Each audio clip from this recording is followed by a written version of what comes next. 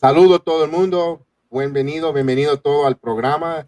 Mi gente deportista con yo, VX Jedi, aquí del Jedi Temple en Orlando, en Nueva York, con mi partner, Hector. What's going on, Hector? How are you, bro? Chilling, bro. Just, trying to recover from this little horrible tailbone injury, but I'm good, baby. How you, bro? Bien, ¿te sientes mejor? You feel better? Yeah, my mejor. A lot better, but it's still not 100%. No, hay que tener terapia, hacer ejercicio Yeah, vamos a poner VIX en la noche. Como dices Chris Rock, put Robitussin. Yeah, VIX, that's fountain of youth right there. That's traditions passed down. Bueno, vamos a hablar con, ahora que tengo abajo lo de los Yankees, vamos a comenzar con la Grande Liga de béisbol. Vamos con los Yankees. Vimos que los Yankees tienen la noche libre hoy, no juegan, pero tuvieron una serie de 4 partidos este fin de semana en Boston, en Fenway Park. Pudieron ganar solo uno de esos partidos. Especialmente el juego final fue very devastating, devastante para el equipo, teniendo 8 entradas de 0 hits, un no-hitter con Domingo Germán. Lanzó un juego tremendo y luego viene y da un solo hit, y yo creo que el dirigente se paniqueó un poco, pero yo entiendo que los Yankees tienen una buena relevista y ellos tienen buenas relevistas, pero fue un poquito prematorial para el bullpen. Podría dejarlo por lo menos que lo dejara batallar un poco, terminar, sí, pero vino el Loaizeca, no tenía nada, y ya cuando Boston vino inspirado, le ganó el partido, le sacó el juego del buche, como lo dijimos, 5-4, y lo que más chistoso que el día anterior, el sábado, igual le pasó a los Yankees. Los Yankees estaban perdiendo a 3-0, y luego en el 8º inning vino los Yankees y le ganaron. El único juego que ganaron, partido que le ganaron, fue el sábado 4-3 con Rougned Odor y Gleyber Torres el sábado, pero ayer no teníamos muchas oportunidades para verdaderamente terminar este partido y ponerle y ganarle el partido, especialmente en el 7º inning, con un out, la base llena. El bateador designado, Carlos Stanton, se ponchó con una oportunidad de empujar más carrera. ¿Cuál es tu opinión sobre eso, Héctor? My opinion, just like you said, it was premature to take Germán out with a 4-0 lead in the 8th inning. I understand, like, you're a little bit nervous and want to lock down this game, but he had 84, 88 pitches, I believe, when they took him out. So it's like he wasn't taxed. It's not like he had 96 or 98 pitches. If that was the case, then yeah, I agree with taking him out. It was very premature. As you said, we do have one of the solid bullpens in the game, but this past month, it's been very, very shaky. So I felt it was unnecessary to go away from what was dominating that entire game. Germán looked totally different. He looked like a brand new ball player. He didn't look the same. His breaking ball was breaking. His fastball got up to 97, 98. So he looked phenomenal. Bullpen came in. Loaizeca, like you said, looked shaky, and then everyone else after him. It's a horrible loss. I take ownership because we was on For the Love of the Game, and I jinxed it. I called, so I own up to that. Salute my guy Robert Parr. What's good, brother? How you doing? Robert Parr, what's going on, man? I'm happy you're here. I own up to that. That was my mistake. I was premature and I called it early, but the Yankees did make a trade, and I do like the reliever that they got. I'll put it up right now. He's here it is. Let's see. Let me try to look up his number. But he has a sinker that is just disgusting and moves 97, 99 miles an hour.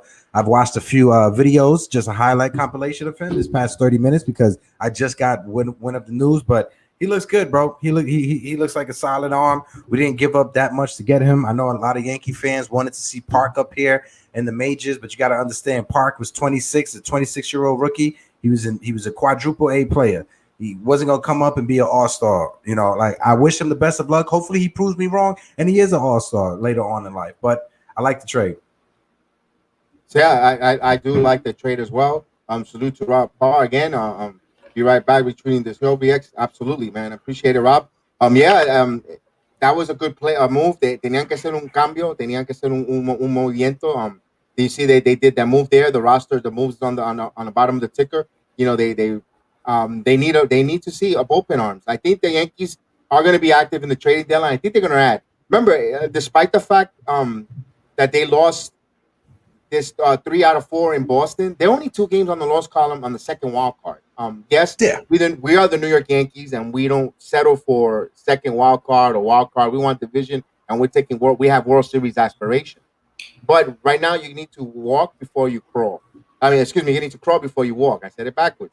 And the Yankees, you know, and the Yankees, they need to crawl first. And now what it is, get better. I do like that they're competing. Me gusta que ellos están compitiendo. Let me translate back in Spanish. Que ellos están compitiendo y están batallando, jugando small ball y con el toque, con hombre corriendo en base.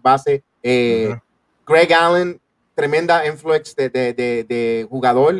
Yes, tuvo un bad weekend. Tuvo un fin de semana, a really tough weekend in Boston. The throwing error, the positioning, but Boston's a tough outfield to play to begin with. For him, and also a couple throws. If Aaron Judge was in right field, I think he'll gun that guy out. But I like Allen. I would like to see Allen stay on the major league club level and continue to play. And Robert Parr says, let's see what he wrote there. He says, our bullpen was strong at the beginning of the season. What's going on, man? Who to blame, really? Players or development staff? It's, you know what? It's just one of the, Rob, I think one of it's going to be one of those years. It's not like it's one of those years that I don't think they could win it. Can they make noise in the playoff and prove and go forward? Of course. They're the Yankees. You know, they just make a couple of trades. You know, we have a lot of rumors going on. The trading deadline. Yeah, the trading deadline is this Friday, and I'll probably be on doing a trade deadline live on. Yeah, baby. We come down there. I got this broken butt, bro, so I'm gonna be out of work for a while, so I could jump on. Yeah, we come on. I definitely would love to have you on, and we'll have a live, like a live along whenever the trading deadline is about to count down by I think 4 o'clock on Friday. We could come on 3 o'clock for 1 hour while the trade is on and report it, and if any Yankee fans are out there, they could give us our instant reaction on that. I definitely would like to do that Friday. And according to John Heyman, the Yankees made an offer for Trevor Story. No evidence of any traction at this point.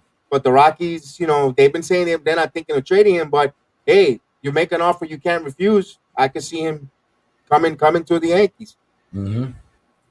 I'm big on Trevor Story and Joey Gallo. I understand Trevor Story is a right-hand bat, but he is a phenomenal shortstop. And Joey Gallo, we need to get him in Yankee Stadium. He's a lefty, power hitter. You put him in between Judge and Stanton, he's going to go off. He's going to give Judge the proper protection he needs. He's still going to be able to get great pitches to hit. I know Stanton goes on like little hot tears or whatever, so that's perfect protection for Joey Gallo. If you look at Joey Gallo's career, he has improved when it comes to like strikeouts, when it comes to like on base percentage, when it comes to his average. So I'm high on Joey Gallo, bro, 100%. I like him for the outfield. I wish he was left-handed, and I wish he wouldn't strike out too much. But hey, he is lefty. Joey Gallo is lefty. He's left-handed. Yeah. Joey Gallo is lefty. I thought he was the right-handed. No. Joey Gallo is a left-handed big boy bat. He has speed, and like I said, he does strike out a lot. But if you look at his career, his strikeouts has gone down as his on-base percentage has gone up. Well, we'll see if they could. I've been following Joey Gallo ever since he got drafted, bro. Like I've been a big Joey Gallo fan. I have been waiting for Joey Gallo to like explode. If they do get a bat of that caliber of Joey Gallo, Aaron Judge, Gardner. I'm going about the outfield currently right now. The outfield position. Then you gotta. I guess Greg Allen needs to get pushed back because I know they're not gonna give up on Gardner. He's like, you know, he's going to stay there in a roster spot. But man, I just like what Allen is doing with the team. You know, first to third, you know, all those intangible. You know, it's just hard to see that. The kid just finished pork chops and rice and peas from the local Jamaican spot. Then nice Robert Parr. Que lo que hay? Que lo que. No, I agree with you from a certain perspective, but you can have Brett Gardner for the bench. We brought Brett Gardner here just to be a fourth or fifth outfielder, and just to be a leader in the clubhouse. He wasn't brought here to be an everyday center fielder. So if we get Joey Gallo, who has somewhat of speed, he's a lot faster than Aaron Judge. We could put Gallo in left, Judge in right, Greg Allen in center. that right there is and Joey Gallo's arm is just as strong as Aaron Judge. Those are two right fielders. Joey Gallo he covers more than Aaron Judge, even though Aaron Judge did spot in center field. Joey Gallo has come a very long way with his defense in the outfield. Let me ask you this: any worries of first base? For la primera base, ¿tú crees que hay una preocupación en la primera base con los Yankees en este año? Porque se está moviendo que our first baseman is injured a lot. You know, Luke Voigt is claimed to be injury prone. Although what I like about that flexibility, where you have LeMay, you could play first. You know, especially if they get the Story in here. That's nice. Yeah, that's what I'm hoping for. If the Yankees are able to get Story, we could just shift Gleyber to second, move LeMahieu to first base. If Luke Voigt comes back, my man, I know you led the majors in home runs last year, but your best ability is availability, as my guy, man, Uncle Ron says all the time. Your best ability is availability, and you've been injured, bro. So if you lose your spot, you lose your spot. You know, you're a free agent at the end of the year, so you was walking anyway. The Yankees weren't going to pay you big money anyway. So this was Luke Voigt's walking year, regardless. Yeah, I can see that. I can see them even putting him in the trade, even though he's injured. I can see them even putting him in the trade for Joey Gallo. Okay, I can see that too. And for the Story trade, and it kind of sounds crazy, but I can even see, and I would hate to lose because he's one of our contact hitters and actually put the bat on ball. You know, Gio Urshela could be on the move. You know, it's just the Yankees got so much talent in a couple positions. I don't think Miguel Andujar right now, his trade value is up. Also awfully injured. And Clint Frazier's another player that, you know. Oh, he's done. He's gonna retire. I think so too, man. You know, and I hate like to Robert, say it. I hate to see it. Like Robert Parr says, DJ can play multiple positions. You didn't even pull players like that, fundamental guys. I like that too. Rob, I'm sorry. I was just gonna add. I don't see Gio being in the trade for Trevor Story for the fact that Gio is a free agent also after the season. So I don't see the Rockies trying to retain him. So if you're going to trade off Trevor Story, if you're going to trade off all these other players that you're going to have to dump when it comes to like Charlie Blackmon and other players, you're going to need to play your young guys, and that's what I think Colorado's going to do. They're going to hit the tank button. You know, personally, I would like to see Blackmon to play center field. You know, it all depends on what they're thinking of Esteban Florio. You know, what are their thoughts? I don't think Charlie Blackmon wants to play for the Yankees. I think so too. Yeah, just because he has the beard. Two, he doesn't like, you know, New York City and stuff like that. So I don't think he'll be coming to the Yankees. And he's one of those players that he has that in his contract with the 10 years with one organization, so he could veto any trade. Okay, so he has that rule, that 5 year, 5 and 10 play. No, I think it's 6 and 1, 6 years with one club. Okay. After your rookie deal, 6 years with one club. Okay, so Blackmon will not be a member of the New York Yankees. Yeah, as much as I would want him because he's a lefty at bat, he's a contact hitter. As a center fielder. His speed has diminished these past couple of years. He's not the same like he was in 2017, 2018 when he was an all-star and was like batting champ and like fighting for the batting title. But yeah, I do like him. And one name that keeps circulating, un hombre que sigue hablado mucho, pero me sorprendido que no es con los Yankees, es con los Mets, is Matt Scherzer. We've been saying that here on this program. You know, I think the Yankees are going to get Matt Scherzer.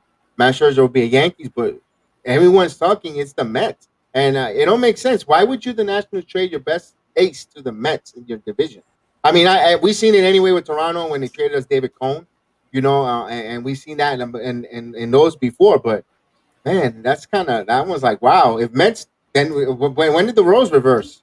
It's time for them to try to, you know, hit that reset button. You know, they're coming to the end of the line when it comes to their veteran players, when it comes to like Matt Scherzer and other players that they have.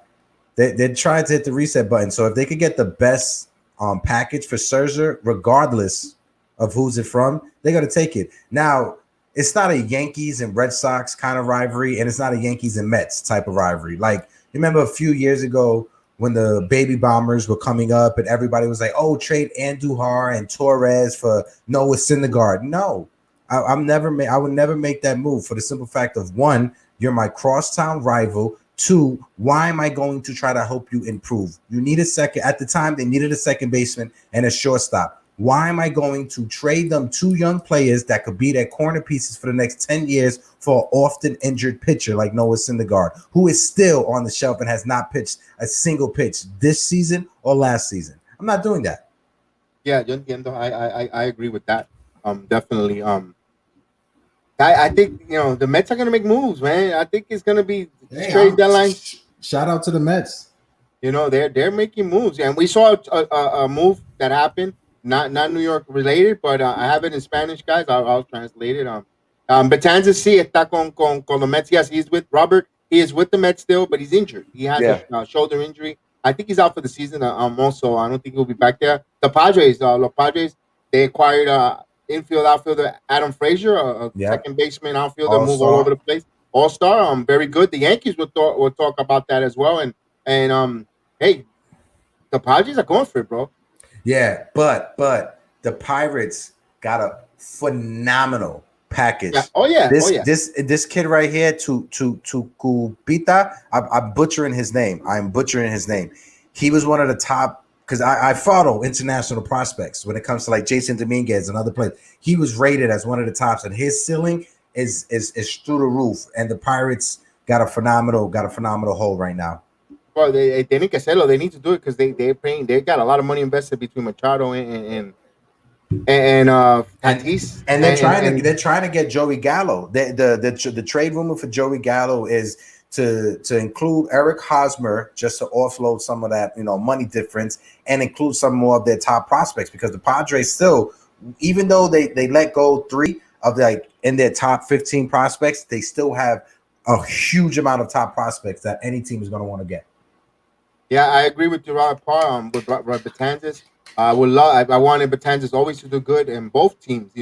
I think his dad was a Met fan, to be honest with you. And pitching for the Yankees, and now playing for his dad's favorite team. I wanted him to do good as well and plus he's a local kid. I was just going to say shout out to Dylan. He went to Grand Street Academy in Bushwick in Brooklyn. That's high school that my best friend went to. So my best friend, they were on the basketball team. So it was several times that I went to watch a couple games that Dylan was there. He's an awesome, phenomenal person. I've always rooted for Dylan. Right, and and I like Dylan Betances. I really thought he was, I like what he did with the Yankees, and from coming up and persevere. He had that injury in the minors, and he kept battling and became one of the dominant relievers. And he got himself, good money with the Mets, and I hope he gets recovery and return back to form. We're rooting for you as a New Yorker, native New Yorker, and a native New Yorker who had the pride to wear both New York teams jerseys. So that's a big applause. If anything, that's something you could always keep hang your head on that, and that's why I root for guys like that. With that, so the Yankees are off tonight. The Mets lost earlier 2-0 to the Atlanta Braves. They just got to hopefully they don't keep losing. They got to beat the teams in the division. Division is weak. I think the Mets still win that division. Hector, I think they win it. They have and we'll see on them when they add in this trading deadline. Especially if the Nationals sell off, they're gonna, Philadelphia will be the only threat in that division, if you ask me. And Girardi doesn't have a bullpen, and I don't know if Philadelphia is going to want to invest and bring in bullpen arms. I don't know how their farm system is. The farm system is depleted ever since they traded for JT Realmuto. They gave up way too many prospects for him. Too many prospects. They have a depleted farm system. They're gonna have to take flyers on relievers that possibly might get cut or waived by certain teams, or the waiver wire, and see if they could bring something and catch lightning in a bottle if they want to try to compete and catch the Mets. But I don't see it. This Philadelphia Philly team that Girardi is managing, it reminds me of, you remember in the mid 2000s, the middle, like 2005, 6, 7, those Yankee teams that, we had Mariano in the back, but like every other bullpen arm was trash, was horrible, from LaTroy Hawkins to Felix Rodriguez, who came from the San Francisco Giants, not K-Rod, from Anaheim, but the other Felix Rodriguez. The Yankees had so many horrible arms in those late 2000s. Let's see, Paul Quantrill, Tanyan Sturtz. The legend Tanyan Sturtz. Yeah. Yeah. So too bad the Milwaukee Braves are having such a good season. I really wanted to see if we get Josh Hader on there if it was available, but they're got a good team. But Yeah, they're one of the running with teams, it. yeah, one team we got to watch, and they look like going to be sellers y que van a ser el vendedor in the trading deadline, los Cachorros de Chicago, the Chicago Cubs. I think they got a lot of plethora of talent, and they look like they're going to break things down, and they're going to be sellers. Van a ser vendedores, ve Chris Bryant, Anthony Rizzo, está hablando de Craig Kimbrell, Javi Baez. Personalmente, I'm the New York Yankees. In the offseason, I'd rather have Baez over Story. That's just me. Same. Personalmente, I think he's just special. I think he's the type of energizer bunny rabbit that the New York Yankees need. And I think Story might fit what they want, then the Yankees the way they want that business serious aspect, but I think Baez fits what baseball needs, like a Lindor type. Yes. Mind you, another thing to be put on note and to put on record, Javier Baez will bring energy back into Gleyber Torres. You guys got to understand, Gleyber Torres and Javier Baez have known each other since they were teenagers, kids. They came up in the Cubs organization, and just Baez got called up a couple years before Gleyber got called up. So keep that in mind as well. Yeah, yo personalmente would like that over Story. I think he's just and he could and the movable parts, and I think Glaber with no problem will move to second base if he's going to play next to Baez. And you put Shella, you could leave LeMahieu at first, and or interchange. You could bring and you want to keep Gibbons in there to play first base on time, and you want to give guys spell around the bases, or and because you could progate, you could so much interchangeable pieces with that Hector because not only that, if you want to give Glaber a day off, you could put LeMahieu in second, Gibbons in first. You want to give Shella a day off, you move LeMahieu to third. You could put Glaber to shortstop a game and give Javi a Baez a day off. The way the baseball's moving, that they have so much interchangeable pieces, I think that move makes more sense than Story in that case if they want to play that route. So I'm going to translate 100%. in Spanish real quick. Si los Yankees se recogen a Javi Baez, ellos tienen una oportunidad de coger un jugador que permite el cuadro de los Yankees con los jugadores moverse de posición en posición, darle día libre para descanso, como mover a LeMahieu a tercera base, a primera base o segunda base, darle Gleyber un juego en chore y cuando le van un día libre a Baez y etcétera. Y eso es algo bueno y que se mueve a través del cuadro de los de neoyorquinos que Story. Story es más jugador que es como más característica de los Yankees, serio, calladito, pero el mago tiene esa energía, esa alegría, esa energía positiva que eso va a alegrar el equipo. Yo creo que ese es un jugador que deben explorar los Yankees. And as well, I'm keeping Rugi Odor. I love Rugi. I love the energy he brings. I love the attitude he brings. You tell him to lay down a bunt, my man can lay down a bunt. My man can make a bunt go for a hit. He could if and that's the thing with Odor. He's perfect because it's like if he's not trying to swing for the fences, he's going to lay down a bunt. So when teams think that he's going to bunt, they're going to challenge him and he's going to swing for the fences. That's what I love the dynamics of just having him off the bench and keeping him as a utility player to just come off the bench. We could move LeMahieu to first. Like you said, we can have Baez at shortstop. We can have Torres at second, Gio at third. Then if you have to, you could just, like you said, play Gibbons at first, move Gio to third base, or give Torres a day off, put Odor at second base, however you want to do it. Like this team has so much flexibility. In the infield, which is phenomenal. And of course, sabemos in the outfield, depending what they do, because the Yankees, unfortunately, with all these injuries and all this going on, they just like depleted and they don't have like the talent. And it's like they got too many of the same positions and the main key positions that they need the plethora of influx of young talent they're lacking. I just hope they give Esteban Florial the opportunity Same. to continue to flourish and take over that first that center field position.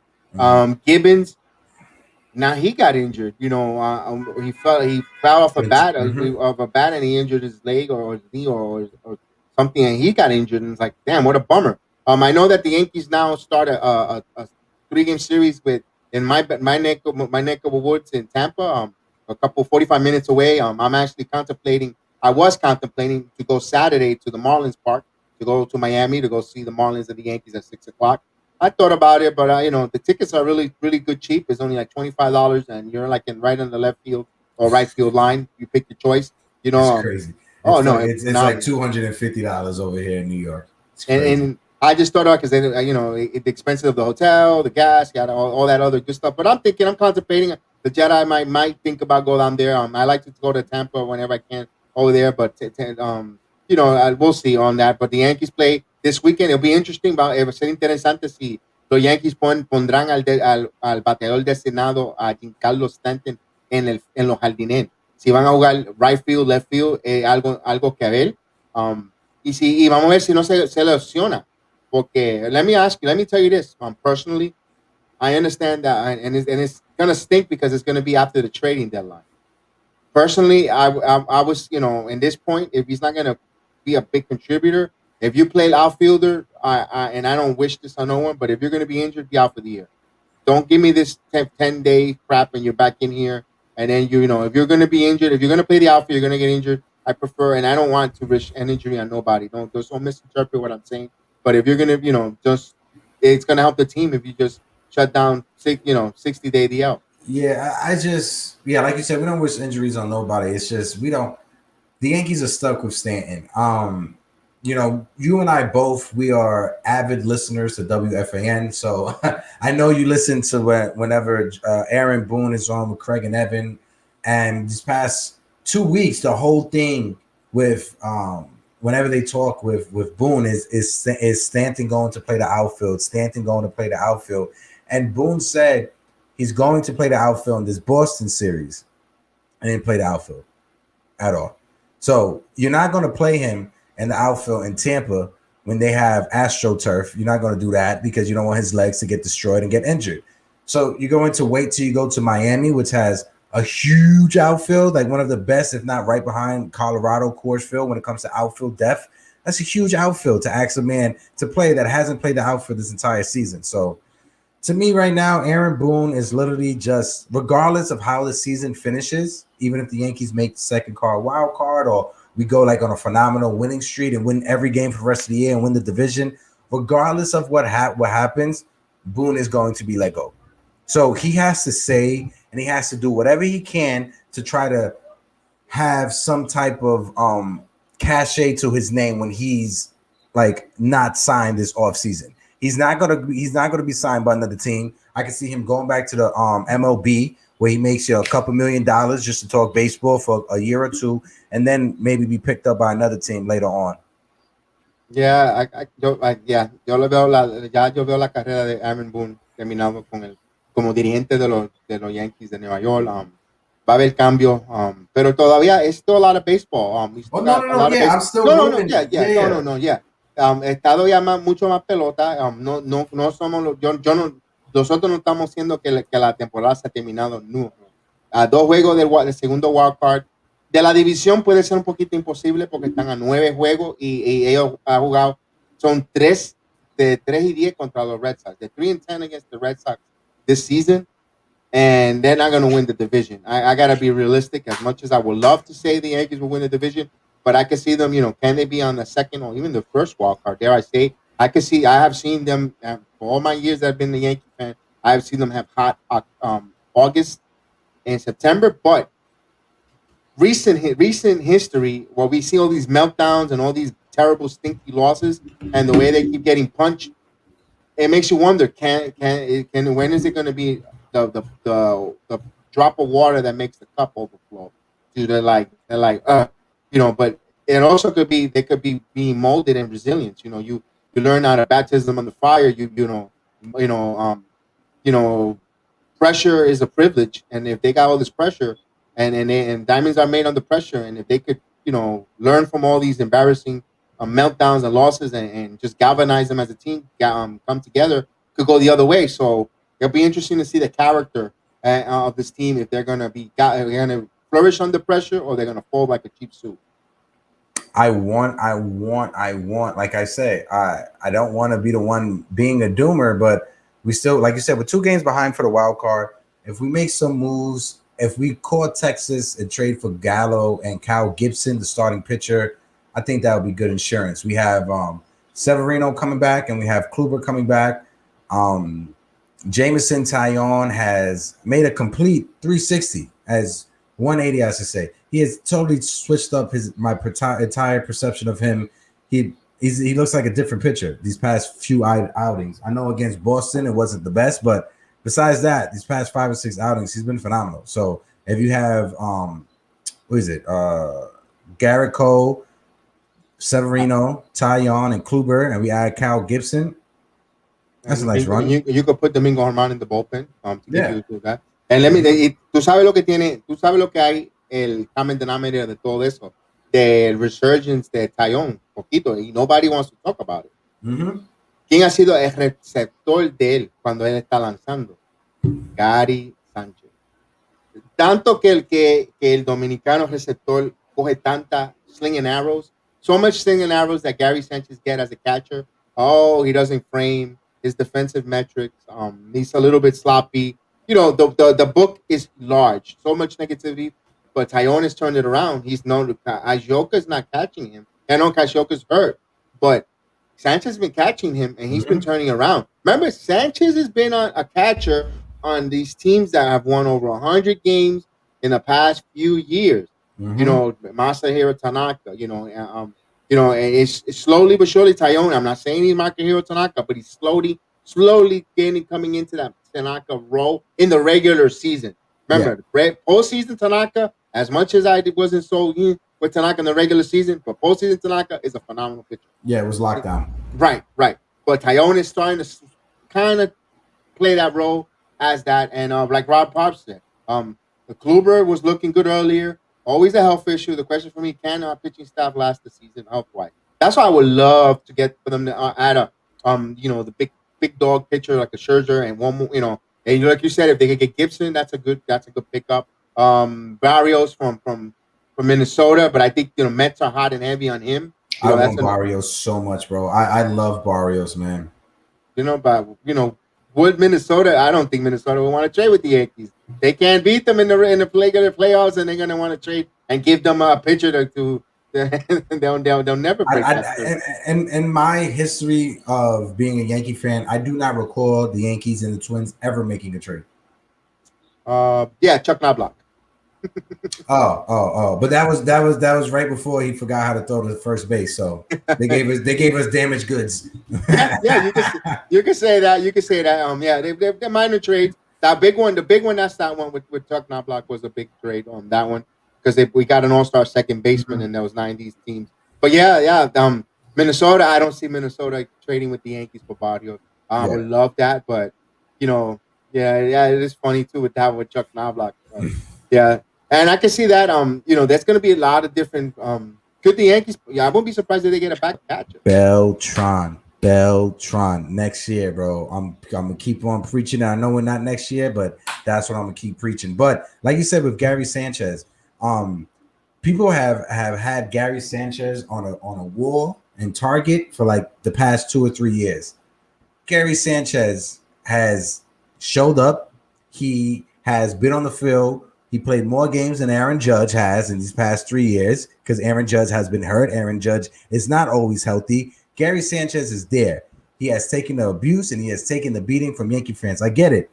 Yankee fans want to call him out of shape, whatever you want to say. Mind you, these are Yankee fans that aren't in shape themselves, calling someone else out for not being in shape. It's very weird to me. It's kind of weird. But Sanchez has turned it around this year, and it started in winter ball. If you guys watched when he played winter ball out in DR, he switched up his leg kick, and at the beginning of the season, he went back to the leg kick. But when you see when he got on his hot streak, he went away from that huge leg kick and started doing the short leg kick like he did in winter ball.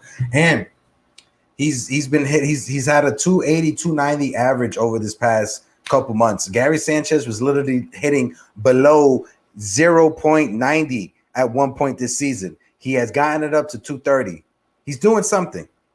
No, he's good. He's talented, man. And the thing is, there is talent on with him, and this is the Yankee fans just I don't know. They find it happened. It happened. They always find a player they want to be the lightning rod and just Of course.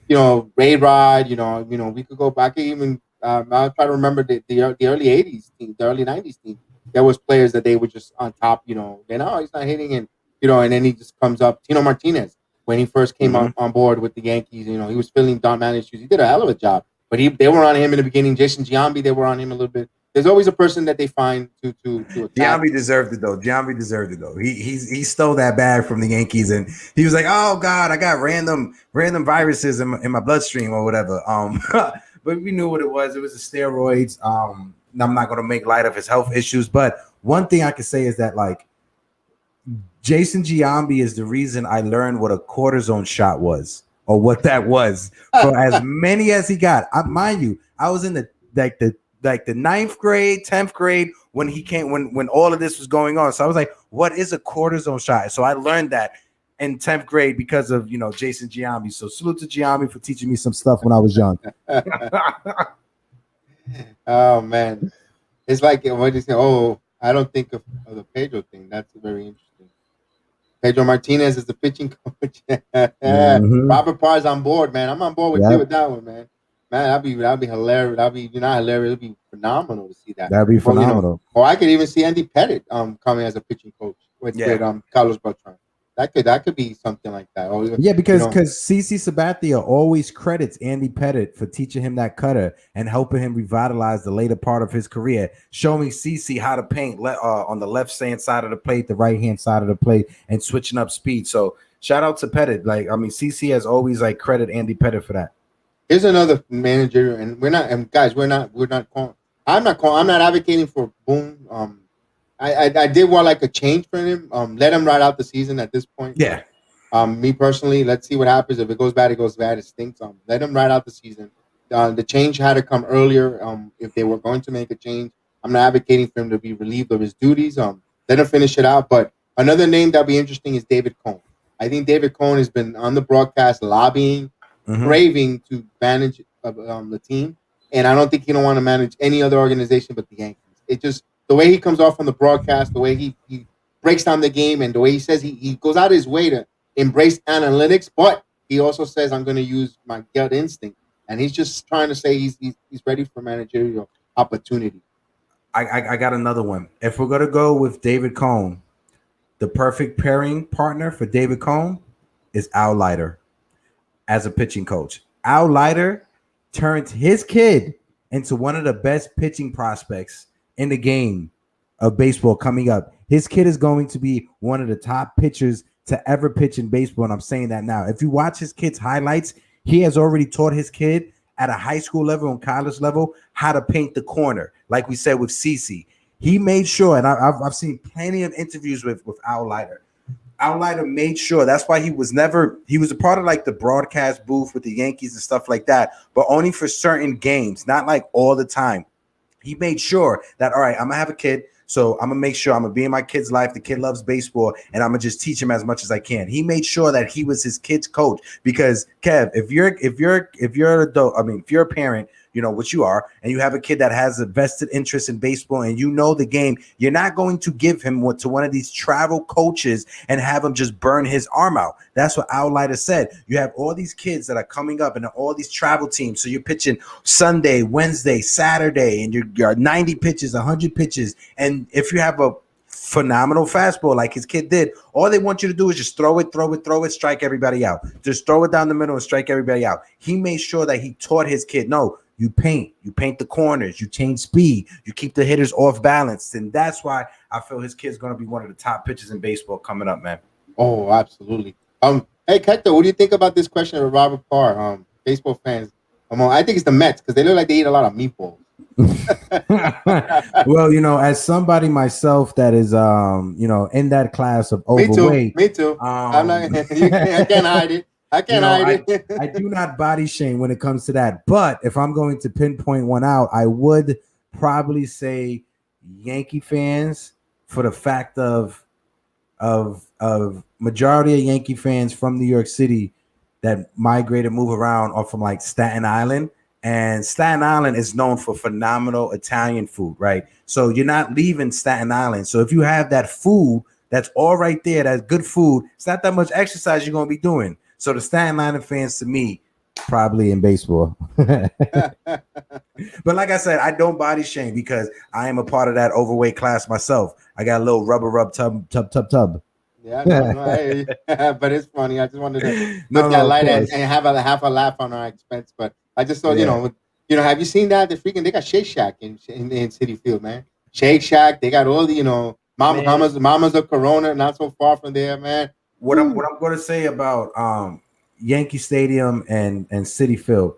Citi Field has Yankee Stadium beat when it comes to those amenities, when it comes to the Shake Shack, when it comes to the food court, when it comes to the beer garden that they have in Citi Field.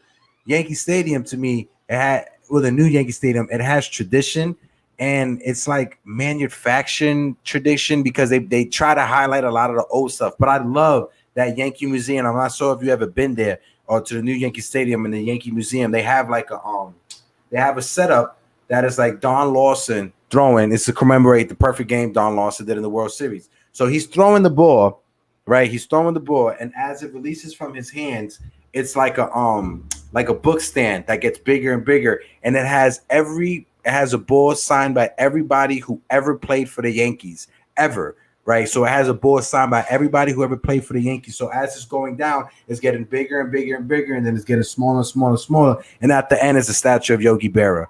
That right there to me is beautiful. Phenomenal and it's awesome. Yeah, that's beautiful, excellent. So I'm very interested on that. No? Definitely. So your good feeling: wild card or no wild card? Wild card. Oh God, you see how I caught myself right after I said it. I want to believe wild card, but you said gut feeling.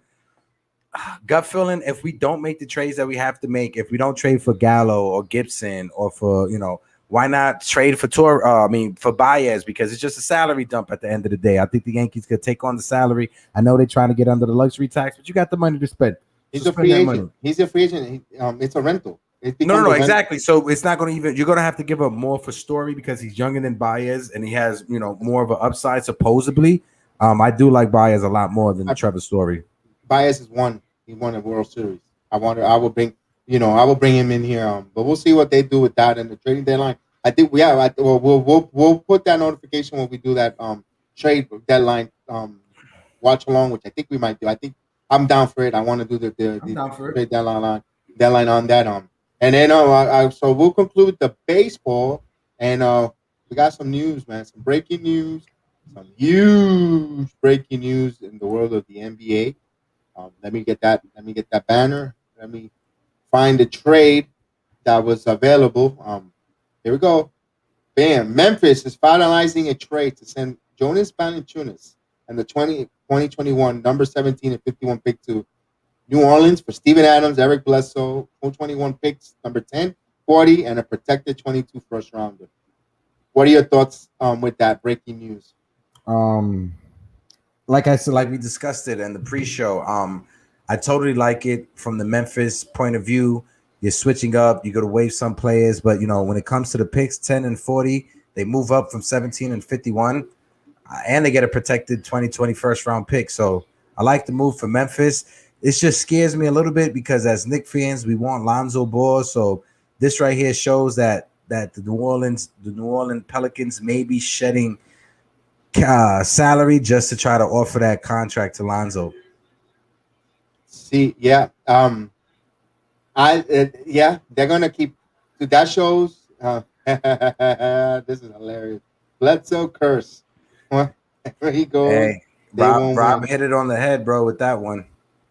Rob, I think the Memphis Grizzlies I think they're gonna waive Bledsoe. They're just absorbing that contract to give the relief for New Orleans. That's why they're picking up. They're getting 10 and 40. Steven Adams is going to replace John Valanciunas. I think Steven Adams' contract comes off next year. Remember, 2022 is where all the big name free agents are going to be available. Teams I want to try to shed money. And he won't stay there. No, of course not. And I think that's what it is, a salary dump. And they'll waive him. They'll waive Bledsoe or they'll stretch bring him there because they'll get a good pick at 10. This draft is really loaded with a lot of players, versatile players that they could bring. They don't need a point guard. They got Morant. They got a good backup point guard. They now, with Adams there. They got Jared Jr. out there as a center. They got pieces around, and they could get a wing. Now they are number 10. They could actually get a Moody Moses Moody at 10. They could bring in someone really good in there. Book Knight if he falls to 10th, but I think Book Knight goes in between six to anywhere from 6 to 10 before 6 to 9 before 10, but who knows, he might be there at 10 for them. Yeah. They could bring that could be over there, and 40 if you're still going to get a good player at 40, if you could get who knows who might fall, because because there's going to be a lot of good players. There's good players all the way up to 45 in this draft. Yeah, didn't we get Mitchell Robinson at like 47? It was a late up. It was up there, but this one, especially this year, and that's why I think with Alonzo, with this move is telling the NBA in general that they want to keep Alonzo Ball. They free up some money to bring him back to try to bring in a winning, or they even mentioned Kyle Lowry, but I don't see Lowry want to go to New Orleans. Personally, I don't I don't see him want to move there. I could see he can want to stay a little north. The further south I could see him probably go is Philadelphia. I don't think he'll go any further south that way. But you know what? Money talks, and you know what? Everything else walks, and especially the Lakers come calling. I can see Kyle Lowry either going to Philly or going to Miami. You think he'll go to Miami? Oh man, I would think he would. Why not? Why not? You got Jimmy Butler. Why not? And Jimmy Butler and Kyle Lowry both have the same type of dog mentality. Okay, now you know what? That's a good point. You never underestimate Pat Riley. Very good, very excellent point. Wayne, good point on that. I'll give you on that one. You never underestimate him. But if they bring back Lonzo Ball, that's why I think it's important that we discussed it last evening on Knicks Real Talk. And also on the Love of the Game. I think personally I think the Knicks are going to keep their drafts, and they're going to draft these players. Everyone saying, "Oh, I don't see," and the narrative from the Knicks fans. Remember, the Knicks fans, not the front office. We don't know what they're thinking. But no one knows what the front office is thinking. But I'm thinking, I'm taking my Kyle Lowry. To be honest, he gets the style points for sure. Yeah. The only thing is he's 35 years old. It'll be hard to give a 35-year-old. He's looking for 3 years, 90 million. That's 30 million. The third year is a little bit of, he'll be 38, 39 to go against these younger point guards at $30 million. That's a little bit rich for my I don't think Miami would do that. That's another one. But when I was saying with the draft, I think they pick everyone. The fan says no, the Knicks and Thibodeau don't play rookies. I think if they could bring in these rookies, these kids in, they're talented. They're talented, Hector. They bring them all in there and they play them. They save money, and they got money still left if they want to make a trade and they want to move these young kids in a trade to bring in these top flight players that are going to be free agents and have their bird rights, and they still got money and they could develop them. No, but it's like I'm tired of hearing that BS talking point that Thibodeau doesn't play young players. I know. We played both IQ and Toppin, both with key rotational pieces, especially Toppin, down the stretch of the season. RJ Barrett, it's in his second year. Thibodeau played him second most minutes behind Julius Randle. Like, people, stop watching other networks and other outlets and just repeating and regurgitating the same BS and nonsense that they say. They said the same thing during Chicago. Exactly. They said the same thing with Chicago when Chicago was playing a rookie Derrick Rose, a young Taj Gibson, a young Joakim Noah, a young who was that? Oh my God, Corey Brewer. All four were young players that Tom Thibodeau rode. Tony Snell. Tony Snell was young. Come on, let's stop this nonsense, bro. Let's stop. It drives me crazy. He plays talent, and if you bring enough fluctual, young talent, athletic, coachable talent, he's gonna play them. He's gonna mold them. Why not? Why would you want to bring? Why you want to play kids that you want to mold to your system, to your rotation of what your vision of a basketball team that you want to coach and go out that will execute your plays. Yes. You got they're blank canvases, and Thibodeau will put their stamp on it. Yes, so I don't know that narrative that they say that. It just kills me. I understand that. Knick fans wanted Kevin Knox to get burned, but he got his opportunity in the beginning of the season and he didn't take the ball and run with it. Kevin Knox had probably like 2 games back to back that he shot phenomenal from beyond the arc. So Thibodeau kept playing him, but he bummed it for like 5 or 6 games straight. You're not going to get the opportunity if you're bumming it. Same thing with Frank. Thibodeau gave Frank so many opportunities, and I get it. In the playoffs, they had him out for 1 minute. I get it. It was stupid. But during the season, Frank got so many opportunities. He started like 2-3 games before he made the move for D Rose, and he didn't do what he had to do.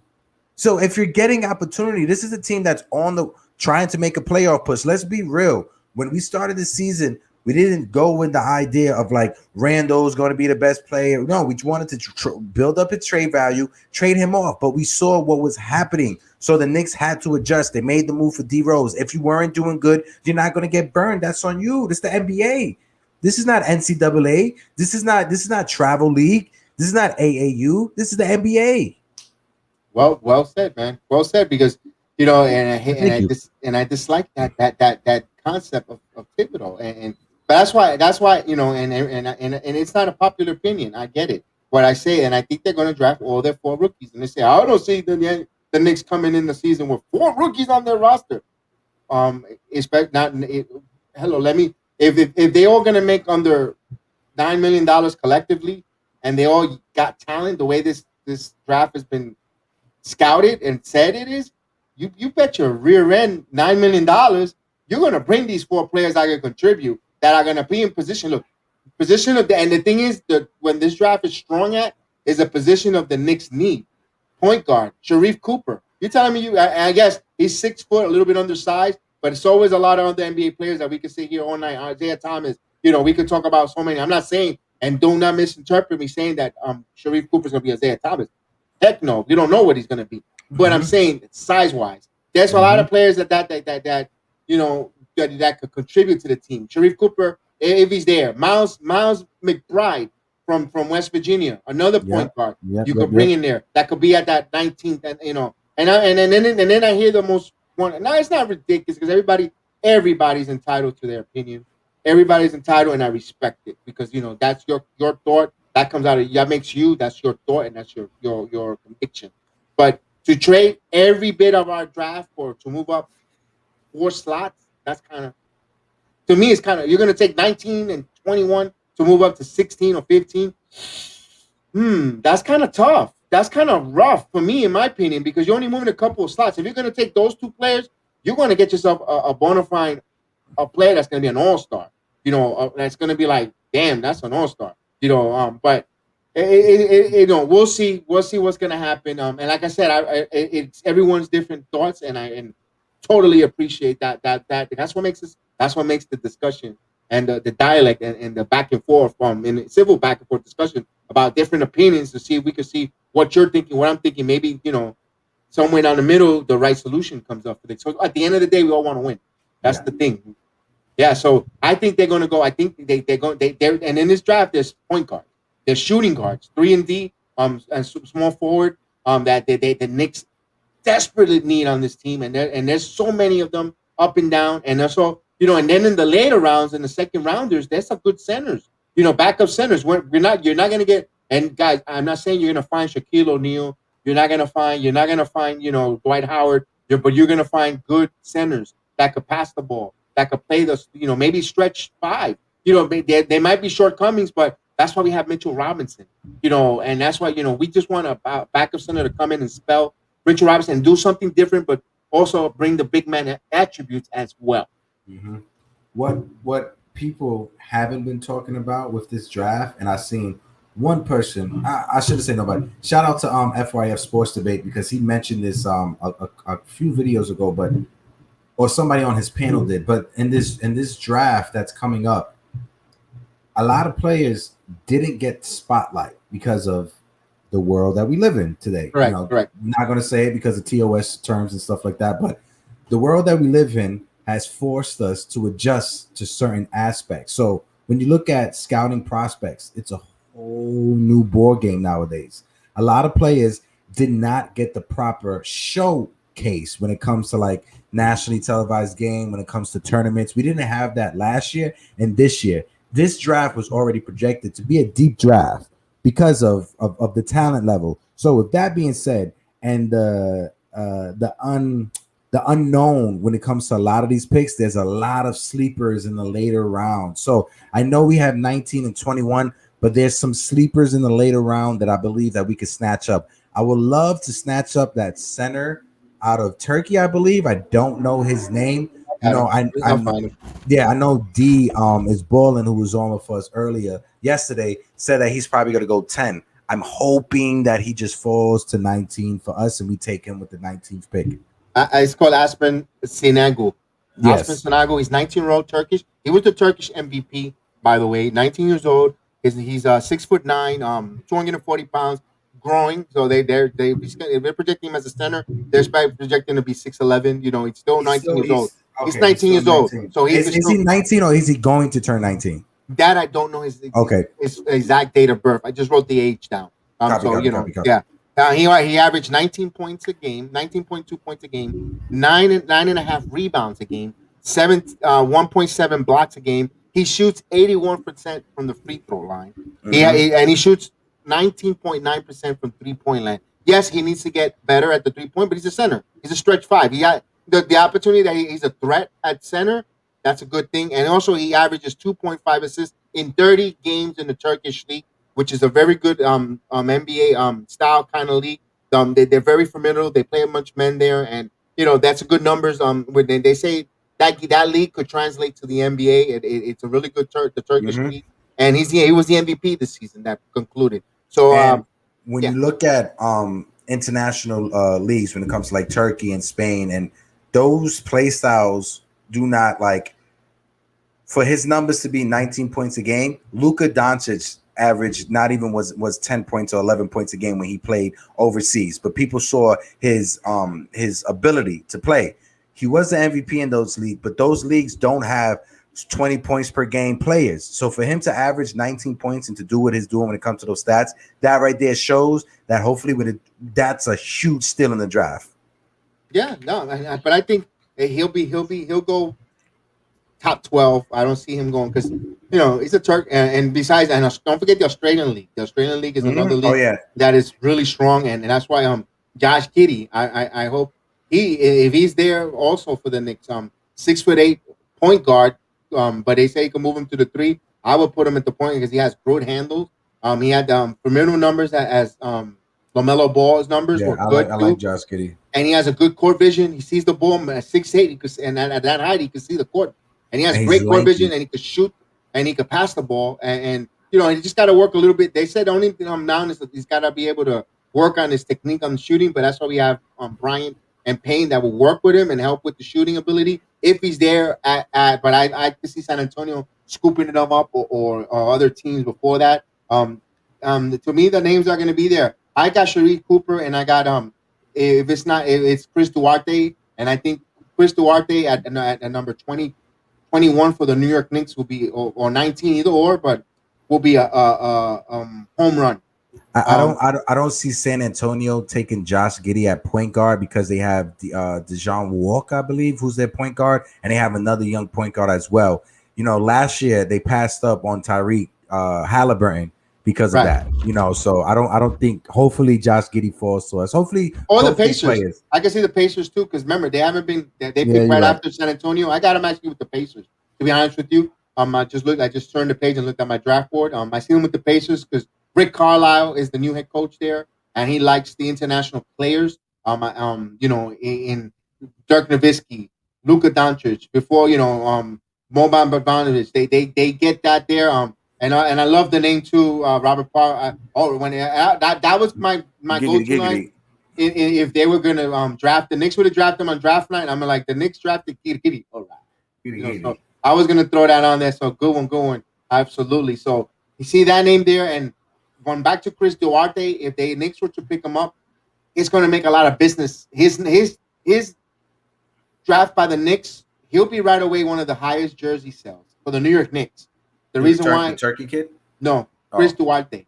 Chris Duarte is Dominican descent from Oregon. The kid from Oregon, he's Dominican descendant. he comes. It's just a marketing ability. He could play. Don't get me wrong, but him as a New York Knicks, boy, that's another market that they want to hit. From Puerto Plata. That's right.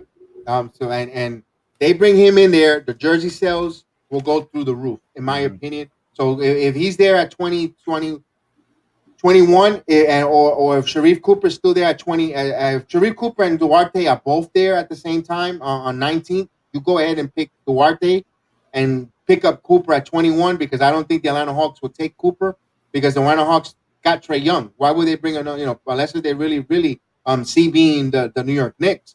So then you get, you pick the next available player there. Sharif Cooper has been compared to a Raja Rondo, Kyrie Lowry type of player, point guard. The only thing he's just undersized at 6 foot. They say 6'1", but I always take and half an inch away, or an inch, and you remove him. And Chris Duarte, they say he plays like Dylan Brooks, Cortel Cobus Pope type of player. That kind of dog mentality, that strength, and man, I would love to see him come to the New York Knicks if that's possible. Yeah, I like what you said with Chris Duarte. Definitely he would be a hit, especially if he shows up in Dykeman and plays right before the season start. That would be a definitely good look for him. Yeah, it's gonna, and like the Knicks don't. Of course, you can always never have enough fans, but you hype that kid up in the city, then you have a Dominican descendant player, in this city. You got Obi Toppin, born and raised in Brooklyn. You start marketing towards your fan base, your hometown team. And this is, at the end of the day, NBA is to win championship, but it's also a business. It's also run as a business. These billionaires need to continue making millions upon millions, and that's that. You know that. And if they could bring that in, and they could bring that marketing ability, now you're hitting the Latin market. Which NBA has no problem with the Latin market, but now you're adding another Latin market, which is Dominican. And if they ever have a dream scenario, they could bring a Karl Anthony Towns with a Chris Duarte. You got two Dominican descendant players on the New York Knicks, and that's gonna, if that works with Duarte and the way he explodes with the jersey sales, that's another thing to look out for too. Remember, I'm looking at the business side as well as the NBA talent wise, but like we said, it's a business. That's why the Orlando Magic, I got him taking Scotty Barnes. Scotty Barnes, they taking him because he's a kid from Florida. He played Florida State, and they're gonna stay. They like staying their backyard. They like to keep their players within in their state, because they know how the state runs. They know how Orlando is, and they already know in the Florida life, and it's not too much of adjustment. They come in to play basketball and all that there. Yeah, definitely. I 100% agree with you with the whole Scotty Barnes situation. Scotty Barnes is somebody that I've followed for a long time. Yeah, Scotty Barnes is good. He's going to be top 6 if you're not. I don't see him falling past Oklahoma City Thunder. He's really up there with the Florida State. I got his numbers there. The guy is 19 years old, 6'9", 225 pounds. He averaged 10.3 points a game, 4 rebounds, 4.5 assists. He shot 50% from the field. He shot. The only thing he has to get up is his 3-point. He was 27% from 3-point land, but you'll learn that in the NBA once he gets get going. Also, he shot 62% from free throw line. That's another thing he needs to get up in his free throws. But they say they project him to play like a Draymond Green type of player. That's nice. I can see that. Good compliment. Yeah, that's a very good compliment. Very good compliment for him to help the young Orlando Magic. He's taller than Draymond, just a little, like by a few inches, but yeah, that's a good compliment. And growing at 19 years old. Yeah, so he's gonna. Draymond Green says that he's 6'8", but in real life he's like 6'4". Oh man, but yeah. So that's that with the So Thursday we're gonna have the NBA draft party on Knicks Real Talk this Thursday. Please join us, and those who watch Robert Parr and those are watching on the different platform and Facebook. All my friends out there and the Facebook platform, and also on Twitch and Twitter and all the replays. I listen to it replay. This Friday we got Knicks Real Talk, but Thursday we'll have the special program also for the NBA draft. We'll definitely be there live, instant reaction. That's why we're moving the MMA program to Tuesday night with Austin. We'll talk tomorrow night MMA. You're more than welcome to join us. Hector. I'm gonna have a partner here to come over. I'm gonna have my son talk, and I'm gonna bring in our boy Dan, and we'll talk about the card and all that. We'll let Austin talk about the card for about 45 minutes, and we'll bring in the panel to discuss about the other fights and ask him questions on that, because that's his cup of coffee, the MMA, and I'm just here for the ride. It's just to be the proud papa. But yeah, so we got that. I want to go real quick with the Gold Cup, and then I want to go into a little Marvel comics, if that's all right. Because I'm not going to stay too long. About another 45 minutes. I know your back is bothering and all that, and I'm starting to feel a little bit uncomfortable with my. Yeah, I'm gonna go to start din in a few. Yeah, no, that too. That's important too. But let me go with the Gold Cup. This past weekend we had Mexico beat Honduras 3-0. And now they advance to the next knockout stage, to the semifinals. I'm gonna put the tournament bracket up here. As we can see, we got Qatar beat beat El Salvador, and they move on. If they in the United States had a 1-0 victory, 1-0 victory over Jamaica last night. Really good game. They scored in the 87th minute mark. Team USA, and they get that 1-0 victory. Mexico, of course, they beat Honduras 3-0, and Canada beat Costa Rica 2-0, and they advance, and that's going to be a hell of a match between Mexico and Canada for the right to go to the finals. USA Qatar is not going to be easy victory it's not going to be easy road for USA, because people might not have heard where Qatar is from, but and team they've been dominating in this tournament. They've been a tough team, and we can see a lot of noise there. So we'll definitely see what happens there, man. That's too much, Rob. Yeah. And the funny thing is, that's about an hour away from my home. Heading down south, where Robert Kraft went to go get his happy ending. Yeah, so that's the World Cup with the Gold Cup in there. I put that there. Costa Rica, Canada was a 2-0. And got the semifinals and on to that, and that would end that there. And also, I'm just gonna go put this here. Saturday night, we'll talk about it tomorrow, but that was a good card between Sandhagen and Dylan Shaw. What a fight! The whole card was good. We'll break that down with details. Every one of these fights were really good, and we'll give you more of that ins and outs and all the good stuff tomorrow. That's just a little bit of a teaser with that tomorrow night. And let's get with the comics, man. Let's go. Let's go, baby. I finally finished the Widow, Loki, everything, the timelines, phenomenal. Kudos to Kevin Feige and everyone out there. That all the writers that are putting the timeline together with telling the story of Marvel. As these programs come out and these movies, they start how they interact and fall into place. It's just like, wow, this is phenomenal, man. Mm-hmm. I really liked it. The way the Widow story, the way it gave spoilers if anyone hasn't watched it. I'm gonna just mention where the timeline is about it. When it takes place right before Infinity Wars, right before the first movie, and that's phenomenal. I liked it. I 100% agree with you, and I am on board with the direction that Marvel was going.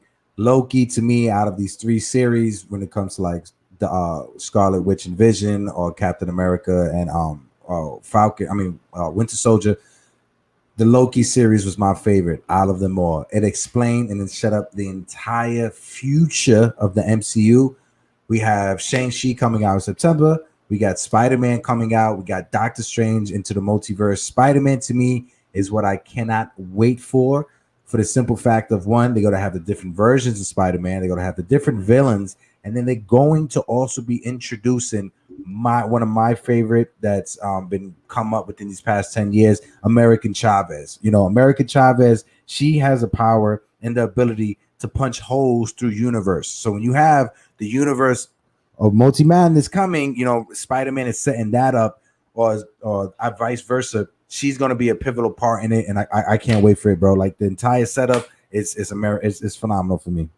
Yeah, and we see that with that. I can't wait to see that go there in a couple of weeks. What If?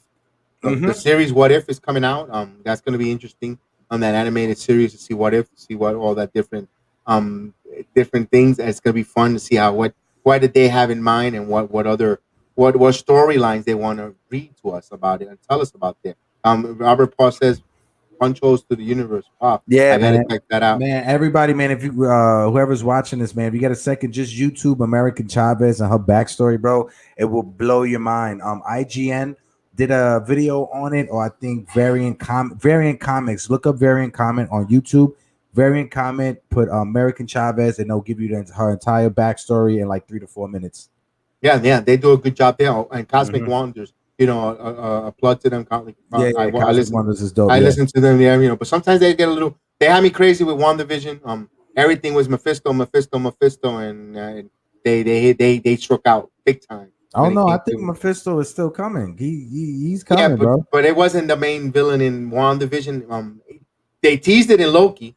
They teased it in Loki in the beginning. Yeah, they teased it in Loki. But I think like he was the main catalyst behind the whole WandaVision thing. But maybe you might be right, but we just thought it was going to be on the WandaVision program. I recommend everybody now, if you've seen Loki and you're caught up to date on all the all the stories and all the plot holes or whatever, rewatch Doctor Strange, rewatch that movie, and basically the entire future of the MCU is brought up. It's literally laid out for you in that movie. When she's talking about like magic to Stephen Strange, and she explains that magic is what we pull from all the different universe in the multiverse. That's one. Two, when she brings up Dormammu, and she says Dormammu is he who is at the end of time.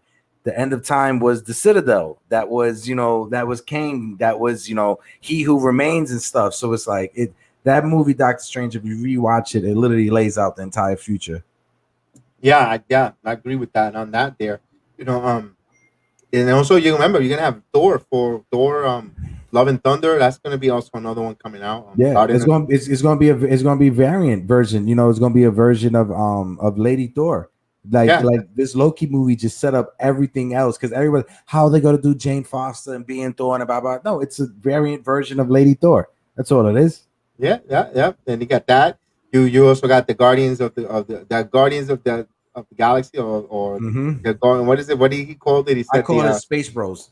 I call it Space Bros, and I call it what was that movie that inspired the Fast and Furious franchise? Oh my god, it was with Keanu Reeves and Patrick Swayze, and it was basically them being. It was Fast and Furious with surfers, basically.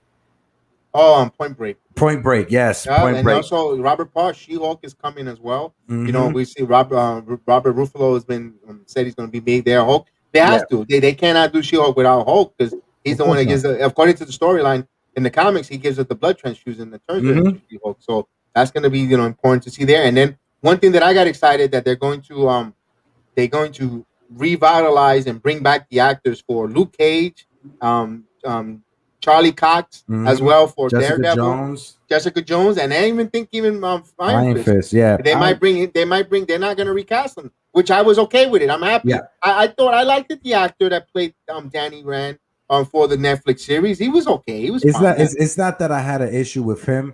I had an issue with the Netflix and Marvel shows when it came to like kung fu and handling that, because their kung fu and choreography was horrible. It was dog shit. I'm sorry for cursing. It was horrible. Then the backlash, the behind the scenes issues that happened. If you look at the story of the Defenders, right before the Defenders happened, they were building up the hand, right, and the actress or the character's name, Madame Gao. They was building her up to be the big bad. I don't know what happened behind the scenes when Netflix decided, nope, we got to switch it and just throw Sigourney Weaver in there for no ass reason and make her the big bad, to the point that it was like both those actors weren't invited to the release of the Defenders. They you know how they found out about it? They found out about it on Instagram.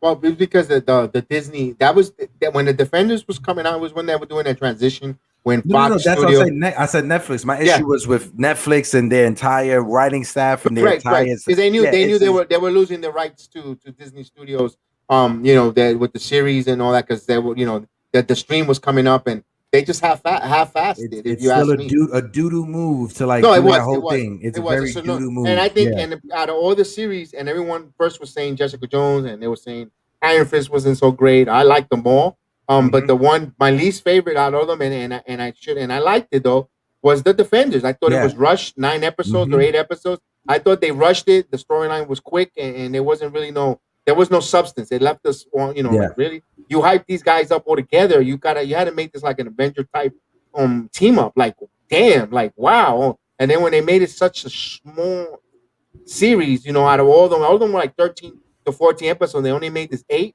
I was like, man, so Yeah. anticlimactic. It was a It- little anticlimactic with that. I agree with that. And then Sigourney Weaver was the main villain, which you could have teamed up Madame Gao, Kingpin, you know, a couple of them, and but it is what it is because we know what it was. I just hope they bring Punisher back. I love Punisher.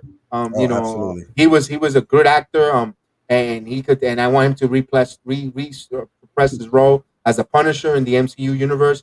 Man, and it those that I still watch it over and over, and man, and yeah, like you said, Rob Parr, I didn't care for the show's ending. I agree. The beginning was all hyped up to see them how they got together, how they came together as a group and met, and then at the end, just it was like okay, First of all, it, Madame Gao was in every one of their shows and yes, was connected to every one of their villains from the shows.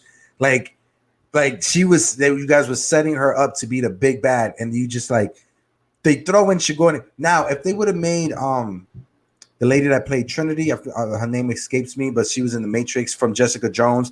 If they would have made her what Sigourney Weaver, I understand that because one, you have a vested interest in her, vested interest like of her and Jessica Jones, and in the other shows when she was with Daredevil, speaking with them. So she's in the shows, and it's a vested interest in the show. So if they would have like switched it up and had her be the big bad with Madame Gao, I wouldn't have liked it, but it made a lot more sense than just shoehorning Sigourney Weaver into the story.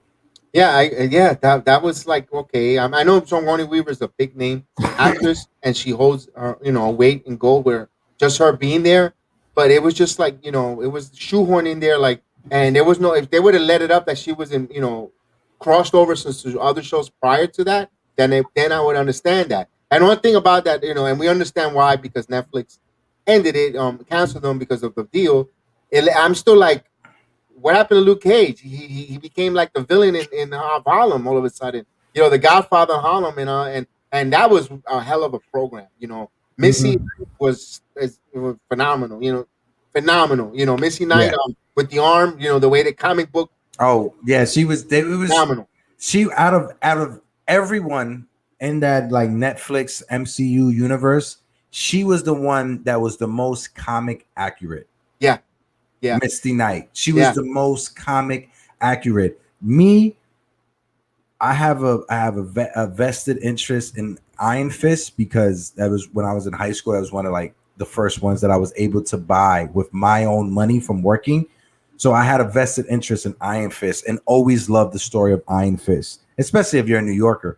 But it's like to see how they totally wet the bed with Iron Fist and totally just I get it, I get it, I get it. The geopolitical issues, I get it with China and Marvel. You don't want to show the monks and stuff because China does not they do not how can I say this? They do not acknowledge the monks, the Tibetan monks, and I get that, I understand that, but you totally destroy the story of Iron Fist and of the mythos behind Iron Fist when you did that.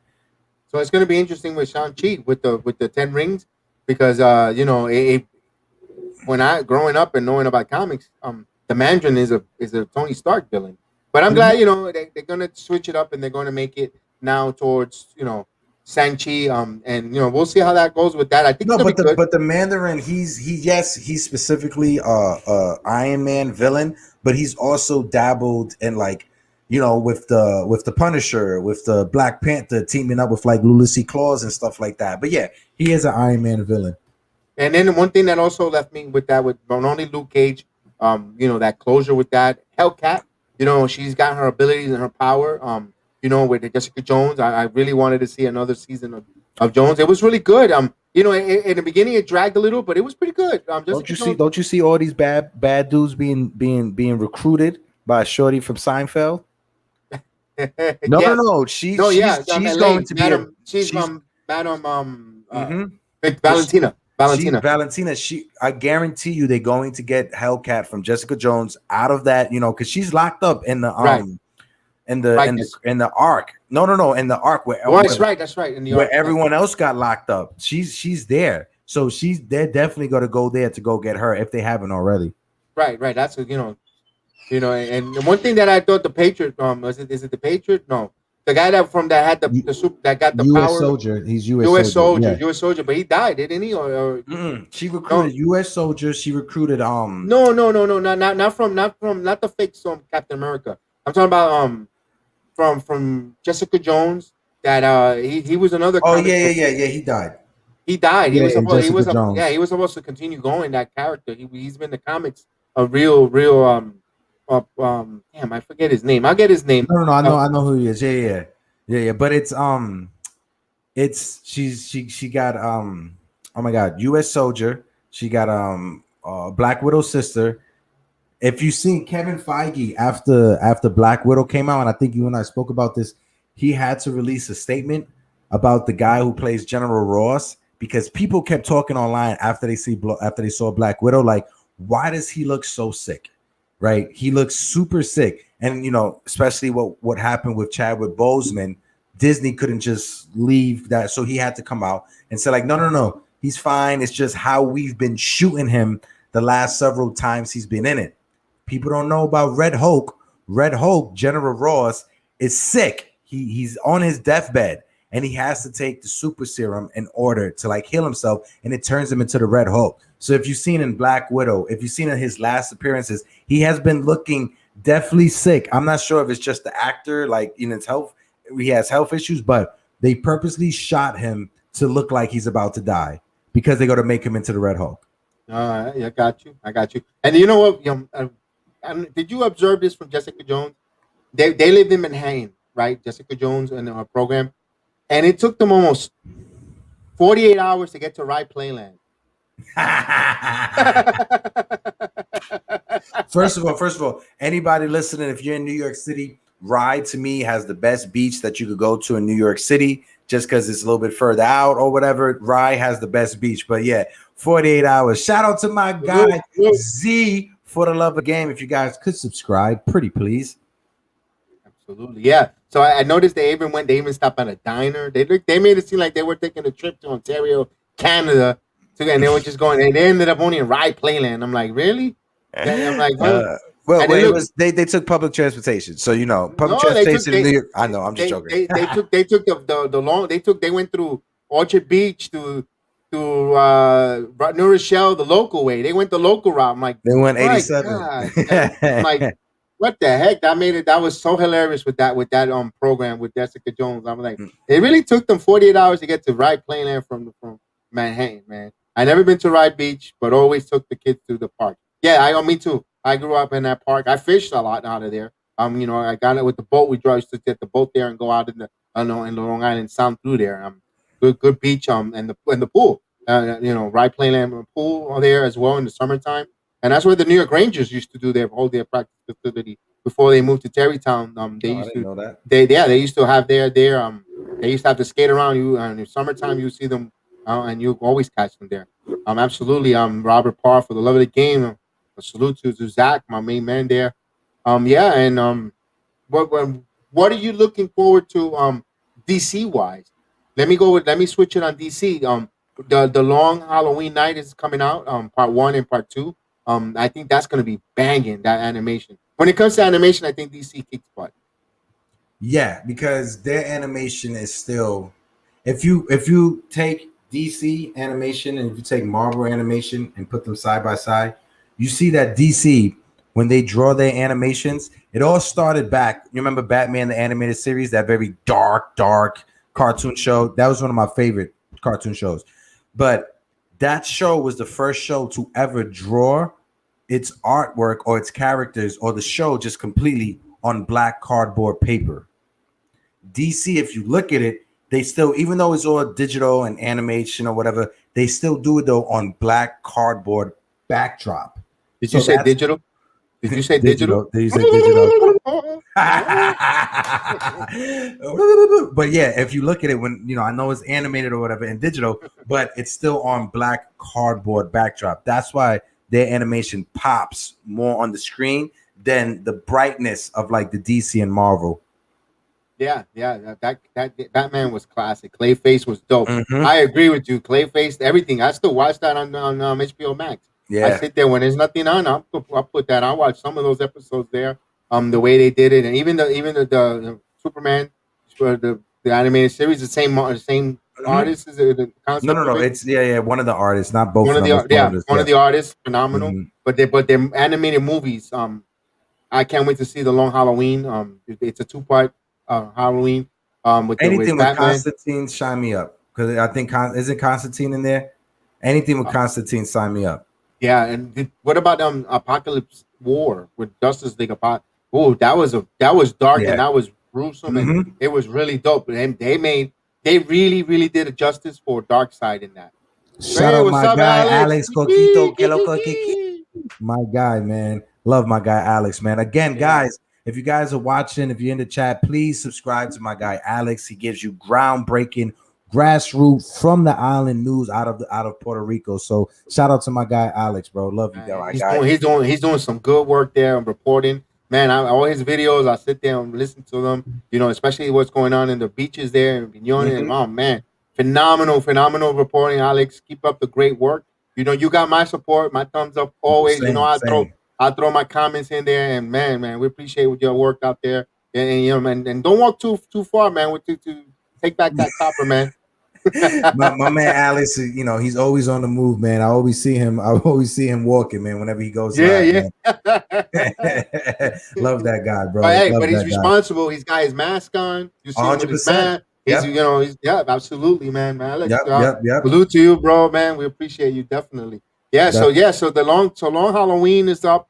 I think they're gonna start doing more animated programs. I love the DC animation, bro. Yeah, that's really good. It's really good there. I think they're gonna do more. I think they're gonna start running on like a series, animated series again. They're gonna reanimate it. Start doing some more coming up. Let's see what they do. I think that's what I think they need to continue strengthening their animation until they get the right direction in the cinema world. I think there's a lot of back and forth with Snyder, non-Snyder. What do you talk to me for those that don't know about what's going on with the Snyderverse and Warner Brothers and HBO and all that? Well, Warner Brothers, at the end of the day, it's a conglomerate. It's a business at the end of the day, right? Shout out to my guy Divine. Divine, what's going on, man? Woo-hoo. But when the whole Snyder thing and Justice League, and even when they built up, and put out that first Superman movie and Batman versus Superman, it was all executives in the boardroom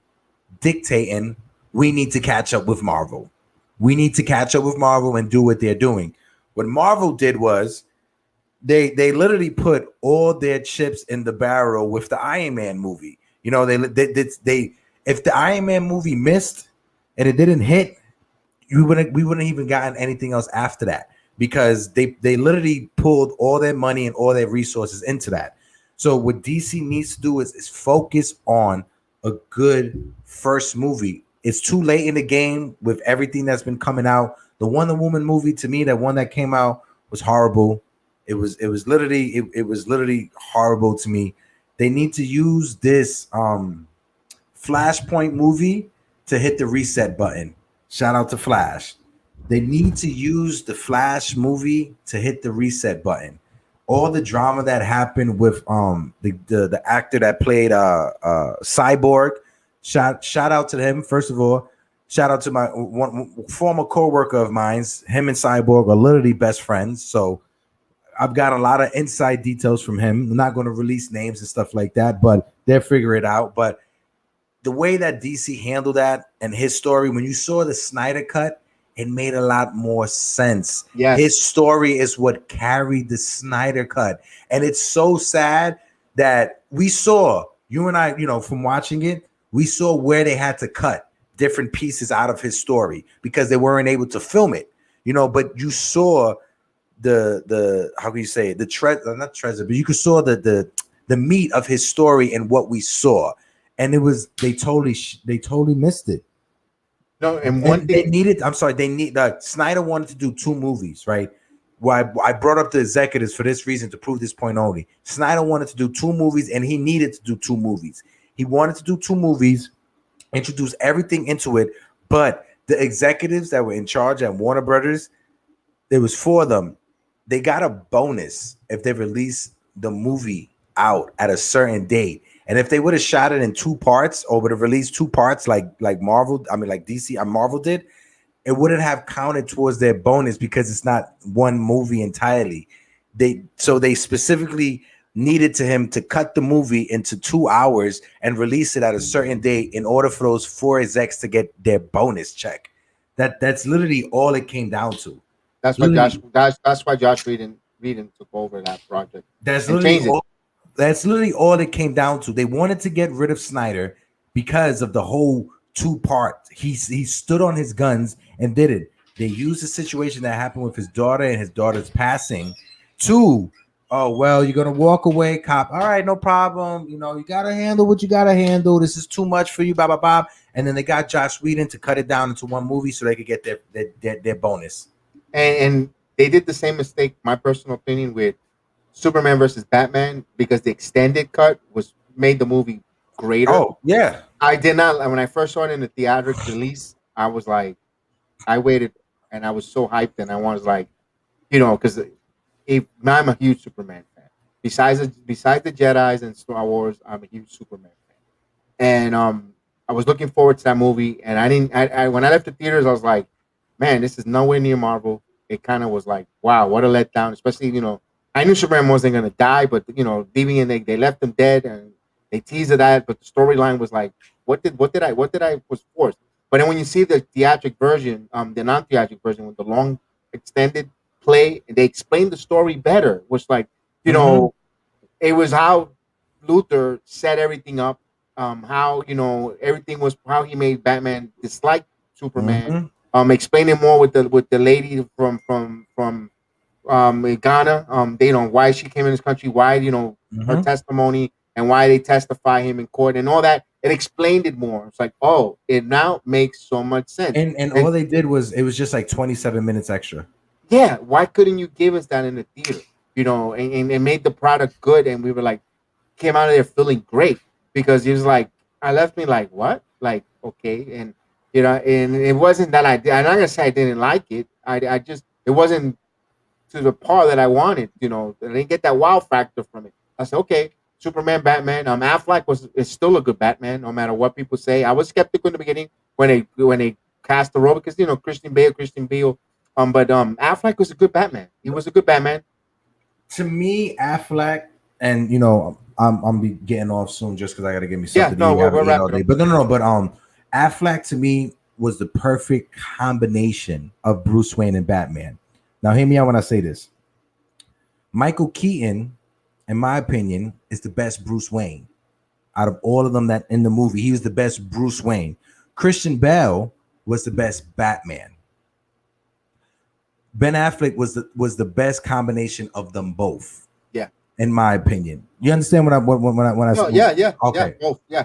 Because you also, and George Clooney didn't do so bad either as Bruce Wayne, but as the Batman, the movies were corny. It was more for kid eccentric, that I can understand. It's like bat nipples. Yeah.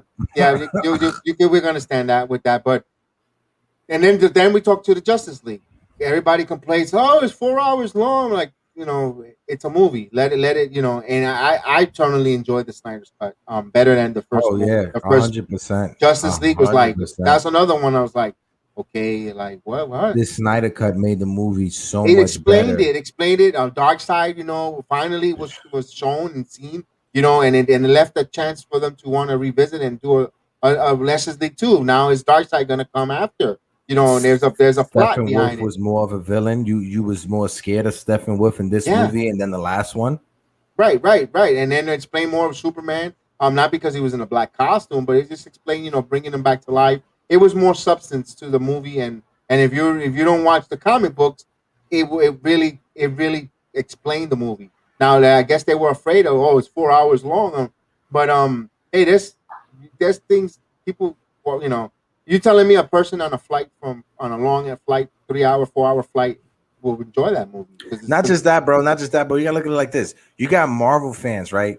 That would literally sign up, like say, like right before like the next Avengers movie come out. There's been marathons of every other movie. Like there's been movie theaters that's run marathons of every MCU movie right when the new one drops, so you could watch it. And there's been people that's literally stayed in the movie theater for 2 days in order for that to happen.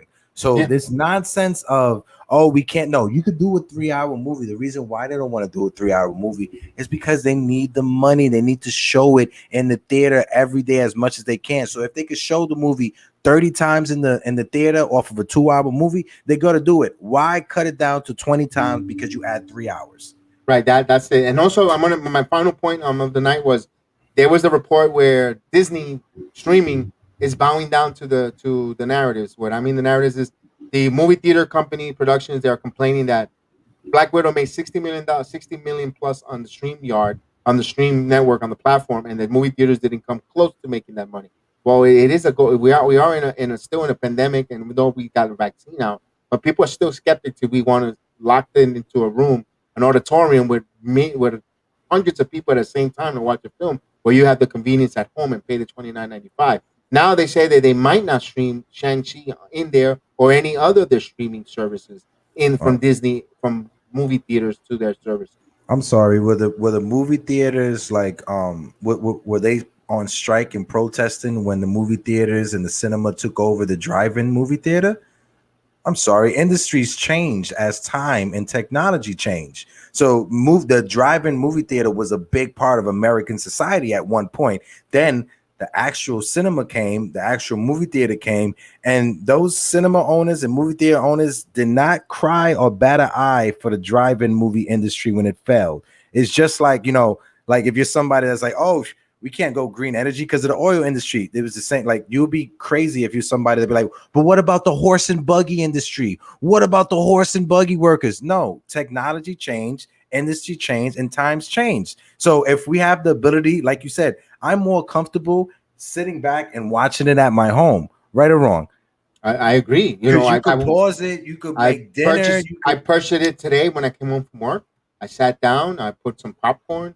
I put Widow on, enjoyed it. And I still was able to come on the stream, and I didn't, you know, I had, you know, my wife made dinner. We had dinner after the movie, and I only spent was $29.95 for the film, and that's it. But, you know, but people got to understand, like, I'm big into like economics, as you know, but like when it comes to the movie theater, they don't make money off of like ticket sales. They don't make money off of ticket sales.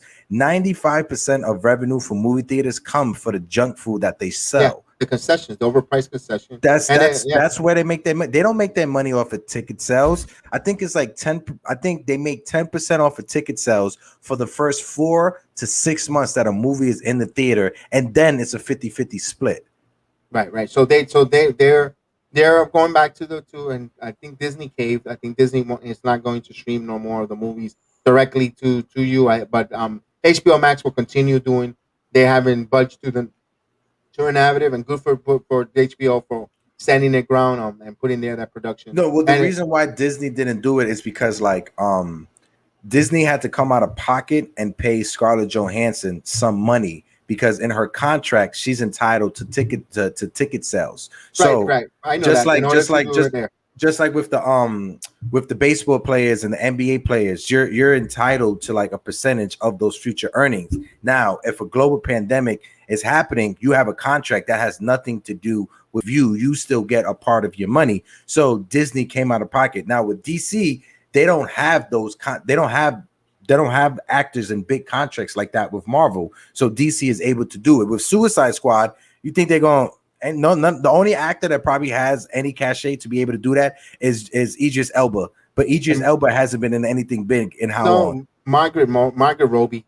You could see, because she's resuppressing her role as. No, I'm talking about the future, like the next, like the other movies that'll be coming out. So they're going to pay Margot Robbie out of pocket. But it's not just the Marvels or the comic book movies. It's talking about in general any production of Disney. Like if they do another remake of I'm trying to think of a movie, Cinderella, or live action. Another they won't be able. They cave. They're not going to release it on their stream. You got to go to theaters to see it.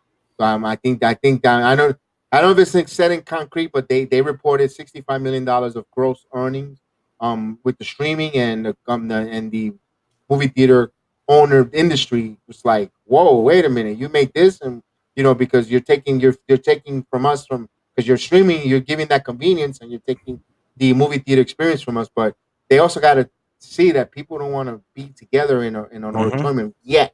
That luxury of being all together in an auditorium with so many people. Like we know what it is when these movies came out. I was one of them. Midnight showing, and then they started going to 7 o'clock, 10 o'clock showing earlier instead of waiting midnight. And I was there 6 o'clock online waiting to go there. Also, too, is the heads of these industries framing certain talking points in a certain way, because it's like they would talk about, oh, we didn't make money off of the weekend or whatever from Black Widow. You released it Friday.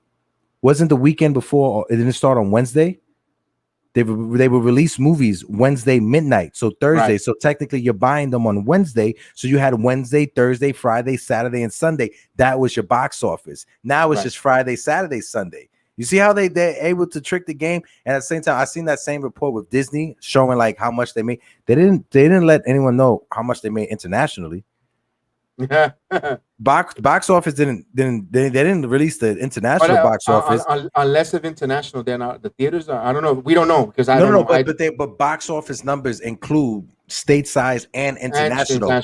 And international numbers are always like it's anywhere from 60 to 80% is what they make their money on. They don't make their money on local box office or state box office. They make it off of international box office. It's just like that Sony movie that came out. That's why you think all those Transformers movies kept coming out. They were horrible. I didn't like them. I hope you didn't like those horrible Michael Bay Transformer movies. But they killed it overseas in the international box office. To me, it was like so much. It gave me like, if I'm glad I don't get any seizures, but man, if you had a person that suffered from seizures, the way the cinema moved too much, it was like, oh my God, it was like, it was a little bit, but it was, what I can't say is the recent Bumblebee movie that came out.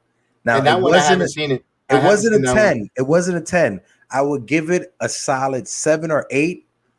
Just try to ignore John Cena. That's all I'm gonna say. He is so annoying. He is so annoying. And in that movie, he is so annoying. In that movie, he seems like he's in his own movie. Like everybody else is in Bumblebee and like Transformers, but he seems like he's in like a different movie. I don't know. It's just okay. That's the only one I haven't seen. I will recommend that. It's a solid 7. It's a solid. When there's nothing on, I'll watch it. With that, guys, I'm gonna thank everyone for coming on. But remember, tomorrow is a special night. Tomorrow I'm gonna move the MMA program to Tuesday night with Austin. Because Thursday we got the Knicks Real Talk, Bronx Sports Jedi Sports Network draft show. Well, and we're gonna instant live party. We're gonna be online with it. That's why we're gonna move over that program. Robert Park, thank you so much. John Cena, you can't see me. He's back in the WWE. And before we close, AEW has reporting that Daniel Bryan has signed with them, and talks of CM Punk as well. I don't know what truth. I called it. Weren't we talking about that? Like, yeah, we did. You call it, and that's a rumor. Monday Night Raw is on right now. Survivor SummerSlam is a few weeks away. We'll talk a little about wrestling, but hey, man, Robert, man, thank you so much for joining in and tuning in with us, and thank you so much. I'll see you maybe Thursday, or hit the notification. Want to come join us with the MMA? We got some good stuff. We got some guys coming on. Hector will be on there a little on that program. My son breaks this down. We got past videos on the MMA, so you could see it and see what we're talking about. We really talk some good stuff. Some real good MMA talk. We got all the camps and all that, and it was the chuletas. You got it, bro. And so, hey, Hector, man, I feel better. We'll see you hopefully tomorrow if you're feeling up to it, and definitely, we'll be there, man. All right, man, and we're out.